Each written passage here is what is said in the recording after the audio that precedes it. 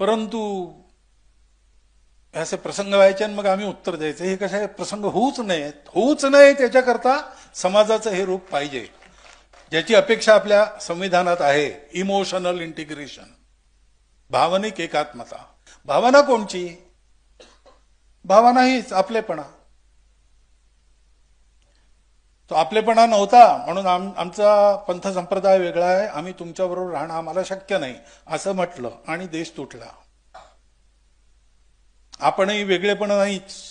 त्यांना हो ठीक आहे तुमचं वेगळं आहे, आम्ही तुमच्यासाठी सोय करू, आम्ही हे सोडू, आम्ही ते सोडू, आमचा झेंडा सोडू, आमचं राष्ट्रगीत म्हणणार नाही तुमच्याबरोबर, असं करत करत देश तोडून दिला. आशा असेल त्याच्या पाठीमागे सगळं ठीक होईल, पण झालं नाही. झाली 75 वर्ष होऊन गेली. परवाच्या पाकिस्तानच्या सेनाप्रमुखांचं भाषण झालं, त्याच्यात पुन्हा त्यांनी द्विराष्ट्रवादाची थिअरी मांडली.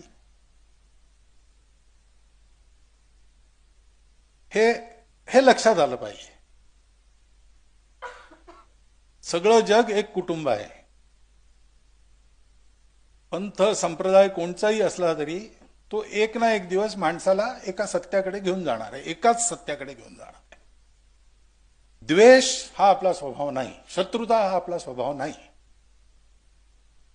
पण मार खाणं हाही आपला स्वभाव नको.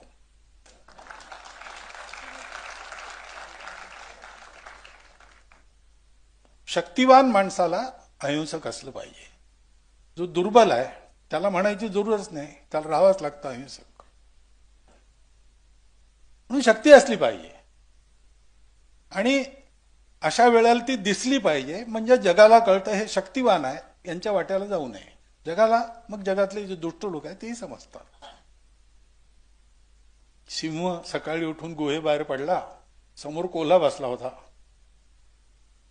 ह्याला पाहून तो पळाला. सिंहाला आनंद वाटला की एवढा मोठा मी, माझा धाक सगळ्या मी जंगलचा राजा आहे. एक ससा दिसला, त्याला बोलून विचारलं का रे जंगलचा राजा कोण आहे सांग. तो थरथर कापत म्हणा तुम्हीच महाराज कोण. हा बात जा. मग असं सुरू झालं, जो भेटेल त्याला जंगलचा राजा कोण. एक हत्ती आला, त्याला विचारलं सिंहाने का रे जंगलचा राजा कोण आहे. त्यांनी आपल्या सोंडेत त्याला गुंडाळलं, सिंहाला फेकून दिलं.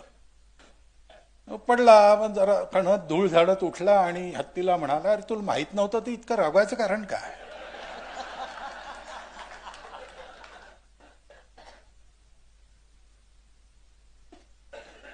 त्याच्यामुळे असे प्रश्न विचारणारे, असा विचार करणारे, असे वाकडे तिकडे वागणारे सगळ्या जगातले जे आहेत त्यांचंही कल्याण हो याच्याकरता योग्य तो उपाय